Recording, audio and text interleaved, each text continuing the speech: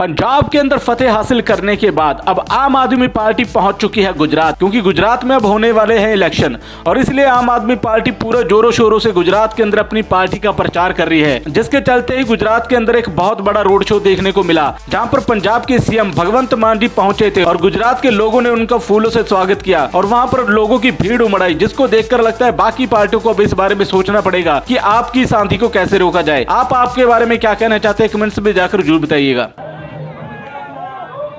इनकलाब इनकलाब, जय जवान, भारत माता की वंदे। आज मेहडा में आकर बहुत खुशी हुई। आप लोग इतनी भारी संख्या में अपने घरों से निकले, अपनी दुकानों के बाहर निकले और प्यार दिया, इज्जत दी और आपने हौसला दिया। आपका ऐसे करने का मतलब यही है कि फिक्र मत करना, इस बार 27 साल पुराना सिस्टम बदल के रख देंगे। तो आपका घर से निकलना इस बात का संकेत है कि गुजरात के लोग 6.5 करोड़ गुजराती लोग एक नई कहानी लिखने के लिए तैयार बैठे हैं। 27 साल हो गए भाई साहब, 27 साल पुरानी चक्की में पिस रहे हैं भाजपा की, वो भ्रष्टाचार की चक्की, वो पेपर फूटने की चक्की, गरीबी की चक्की, महंगाई की चक्की, गुंडागर्दी की चक्की। अब इस चक्की को उखाड़ फेंकने का समय आ गया है। 1 तारीख को झाड़ू का बटन दबाओगे तो ईमानदारी वाली चक्की आएगी आपके पास। बहुत हौसला मिला, मैं आया, जंगल से आया, इतना खूबसूरत जंगल है। क्या मैं सोच रहा था आते आते बापूजी, मैं सोच रहा था कि क्या नहीं दिया भगवान ने हमारे देश को। जंगल दिए, पहाड़ दिए, समंदर दिया, मारूथल दिया, हर किस्म का मौसम दिया, नीचे कोयला दिया, तेल दिया। एक चीज नहीं दी, सच्ची नीयत वाले नेता नहीं दिए। सॉलिड लोग, सॉलिड पर्सनैलिटी नहीं दी कोई, सब लूटने पे लग गए। हमारे बच्चों के हिस्से की पढ़ाई खा गए, हमारे बुजुर्गों के हिस्से की दवाई खा गए, सड़कें खा गए, भाई साहब पहाड़ खा गए, जंगल खा गए। क्या नहीं खाया इन्होंने। किसी नदिया के घाट पर अगर ये नेता लोग बस जाते, किसी नदिया के घाट पर अगर ये नेता लोग बस जाते तो प्यासे होठ भी 2 बूंद पानी के लिए तरस जाते। गनीमत है कि मौसम पर हुकूमत चल नहीं सकती, वरना सारे के सारे बादल भी इनके खेतों में ही बरस जाते।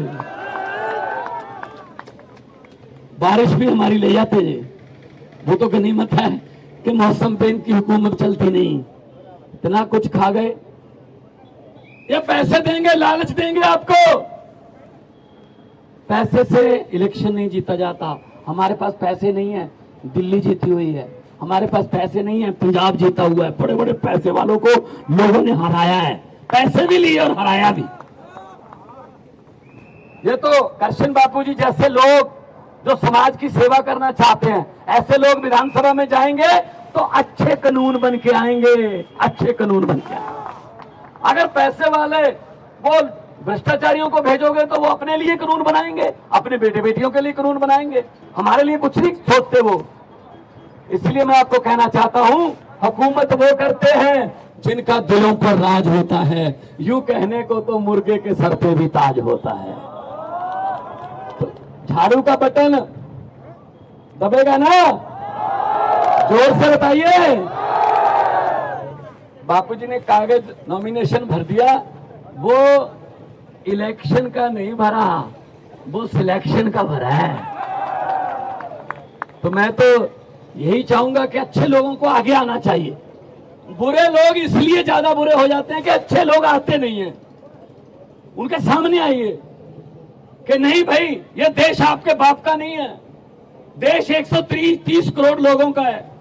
ये देश शहीद आजम भगत सिंह, राजगुरु सुखदेव, चंद्रशेखर आजाद जैसे, महात्मा गांधी जैसे लोगों ने आजादी लेके देश दिया। सरदार पटेल जी की मूर्ति लगी है, इन्होंने देश को एक किया, राजाओं को, रियासतों को देश में लोकतंत्र में लेके आए। तो कौन बैठ गया खाने के लिए? इनका इनका अपना राज हो गया, अहंकार हो गया इनको। अरे भाई साहब, ये सामने पेड़ है ना, पेड़ है ना, ये पेड़ पता क्या कह रहा है? ये पेड़ कह रहा है हर साल हम भी पत्ते बदल लेते हैं, इस बार तो गुजरात वालों बदल लो। इस झाड़ू से पहले हम सिर्फ दुकान या मकान साफ करते थे, अब अरविंद केजरीवाल की अगुवाई में इस झाड़ू से पूरा हिंदुस्तान साफ किया जाएगा जी। 7 महीने पहले पंजाब में मैंने यही हालात देखे थे। वीडियो निकाल के देख लो यूट्यूब पे, मेरा नाम डाल के पंजाब डाल, बिल्कुल ऐसे ही निकले लोग बाहर और पैसे वालों को पता ही नहीं चला कि क्या हो गया। 117 में से 92 सीटें आई, 92 में से 82 विधायक पहली बार चुने हुए बच्चे बच्चे आम लोगों के। आप 82 देखो, आम घरों के बेटे बेटियों को मौका मिलता है। आपको लगता है कि आपको, जब आपके किसी रिश्तेदार को, दोस्त को भाजपा और कांग्रेस में कोई टिकट मिलने का चांस है? अरे भाई, 70 साल की उम्र तक तो ब्लॉक का प्रधान भी नहीं बनाते, इनके अपने रिश्तेदारी खत्म नहीं होते।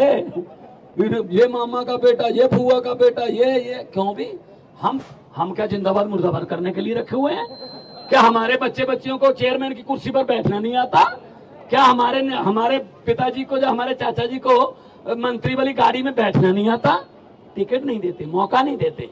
तो इसलिए इससे पहले क्या होता था गुजरात में कि नेता जीत जाते थे, जनता हार जाती थी। इस बार 8 तारीख को जब मशीनें खुलेंगी, गुजरात के 6.5 करोड़ लोग जीतेंगे, नेता हारेंगे। नेता हारेंगे इस बार, इनको हराओ।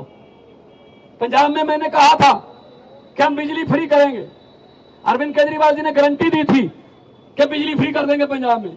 विपक्ष वाले बोले हो ही नहीं सकता, पैसे कहां से लाएंगे? भाई साहब, 1 जुलाई से बिजली मुफ्त की है। 74 लाख के लगभग मीटर हैं, 50 लाख के लगभग मीटर, 50 लाख घरों को जीरो बिजली का बिल आया इस बार। जीरो, बिल्कुल जीरो। आपको भी मुफ्त बिजली मिलनी चाहिए कि नहीं चाहिए?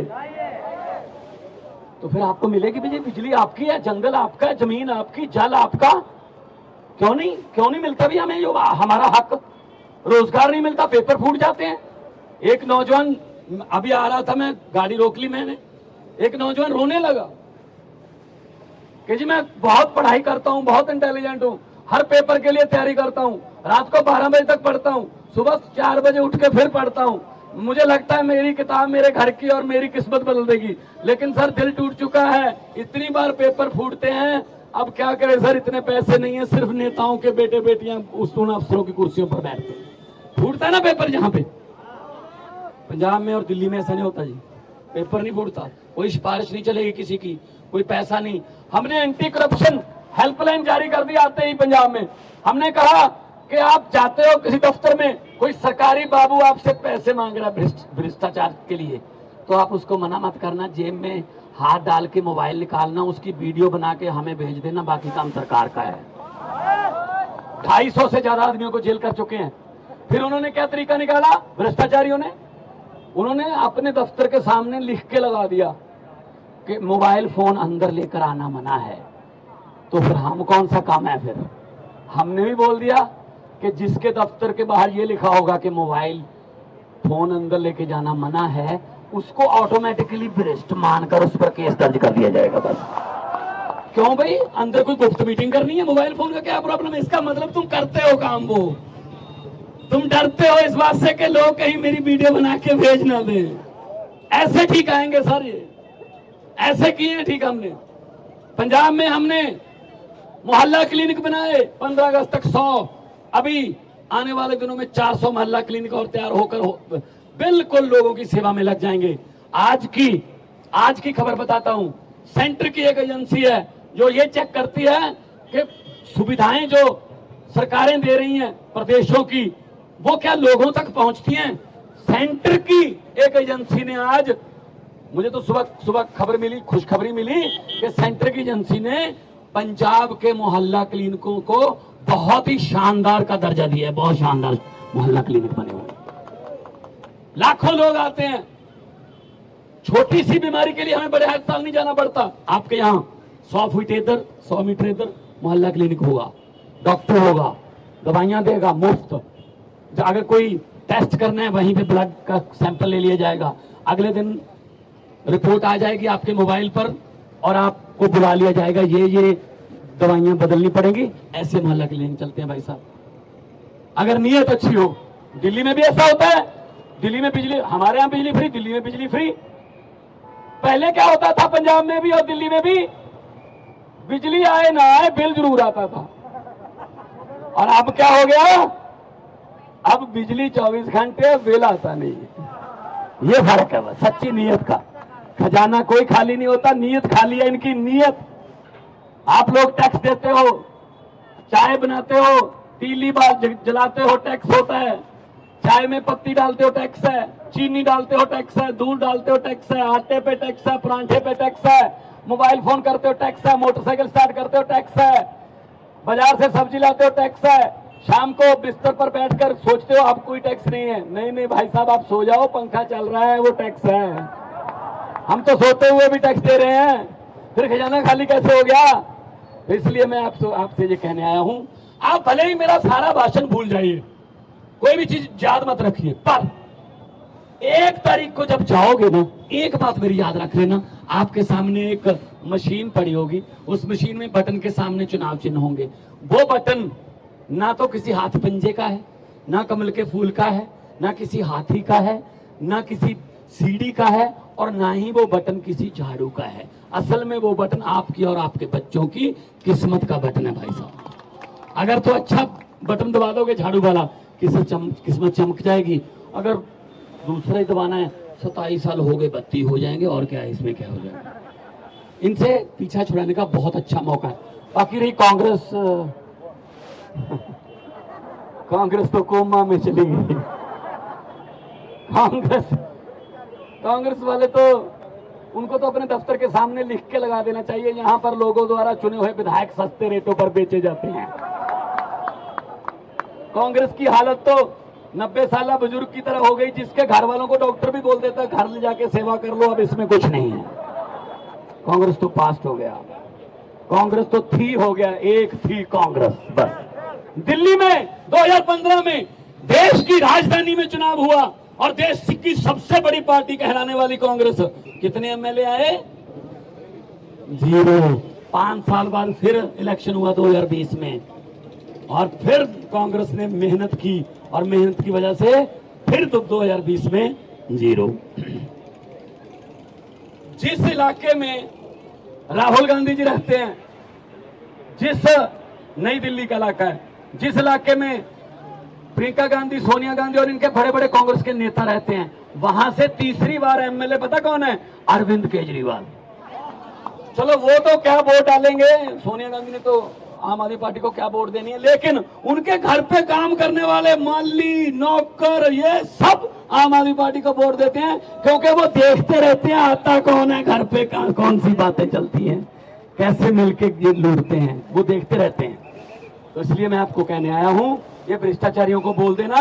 सरदार पटेल चौक पर भगवंत मान आए थे और उन्होंने कहा था, उन्होंने क्या कहा, बोल देना, उन्होंने कहा था कि भ्रष्टाचारियों जितने मर्जी इकट्ठे कर लो, पैसे हीरे मोती, जितने मर्जी इकट्ठे कर लो, पैसे हीरे मोती, मगर ख्याल इतना रहे कफन पे जेब नहीं होती। भाई आखिरी कपड़ा जो मिलेगा उस पे तो जेब है ही नहीं। क्या क्यों लूट रहे हो, क्या साथ ले जाओगे? बड़े बड़े आए थे जीतने दुनिया, कोई साथ में नहीं लेके गया। सिर्फ जाएंगे तो अच्छे काम जाएंगे, 4 आदमी याद रखेंगे। इन लोगों की मूर्तियां क्यों लगी हुई हैं? इनके बैंकों में खाते नहीं थे सरदार पटेल जी, बैंकों में खाते नहीं थे, लोगों के दिलों में खाते थे, इसीलिए इनको याद किया जाता है। अमीर वो होता है जिनका दिलों में खाता हो। तो मैं आपसे आग्रह करता हूं कि झाड़ू दोनों हाथ ऊपर उठाकर 2 नारे लगाना। ये नारा हमारी पार्टी में नारा आदमी का नहीं लगता कि भगवंत मान जिंदाबाद। क्यों भाई, मैं तो आप जैसे ही हूँ। हमारे यहाँ इनकलाब जिंदाबाद का नारा लगता है, जो भगत सिंह जी अंग्रेजों के कान खोलने के लिए लगाते थे। तो दोनों हाथ ऊपर उठाकर 2 नारे लगा दिए, इनकलाब।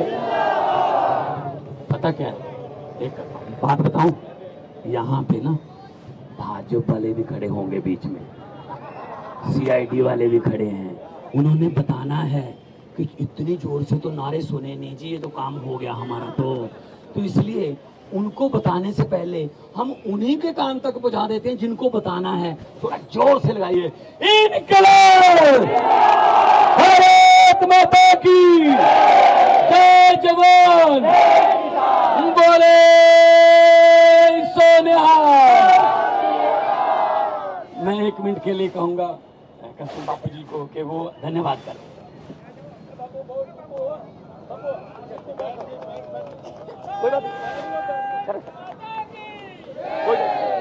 भारत माता की वंदे वंदे।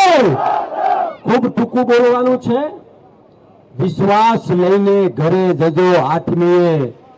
તમારો મારો સાવેણાનો આમ આદમી પાર્ટીનો કટ્ટર ઈમાનદાર પાર્ટીનો ગુલાલ ઉડવાનો છે, ગુલાલ ઉડવાનો છે। ઘરે ઘરે એક ધારાસભ્ય હોય એવો ઘરનો ધારાસભ્ય ના લાગો ને ત્યારે તમારું જૂતું અને મારું માથું ખાલી વાતો નથી કરવી, વાતો નથી કરવી। છેલ્લી વાત, જ્યાં હો જે ગામમાં હો કામ સોંપવાની રાહ ન જોતા તમે તમારો દીકરો, તમારા મમ્મી, તમારા બેન, તમારો ભાઈ, તમે બધા ઉમેદવાર છો। એ રીતે જો તાકાતથી મંડી પડીએ ને તો રાવણના બાપની પણ તાકાત નથી કે આપને કંઈક રિઝલ્ટથી દૂર રાખે। આવો સૌ સાથે મળીને પ્રતિજ્ઞા લઈએ કે ઉમેદવાર હું એકલો નથી, ઉમેદવાર 85 માણાવદર વિધાનસભાના 147 ગામ મેંદેડા, શાહપુર, બાટવા, એકે એક સુધી મેંદેડા, શાહપુર, બાટવા, માણાવદરના ઘરે ઘરેથી જ્યારે એવું માનવામાં આવશે કે ઉમેદવાર કરશન બાપુ ભાદરકા એકલા નથી, ઉમેદવાર તમે પણ છો, ઉમેદવાર તમે પણ છો, ઉમેદવાર તમે પણ છો, આવી એક ગંગા જો નીકળશે ને તો સામેવાળાને 500 કરોડ વાપરવા હોય તો ભલે વાપરે, પણ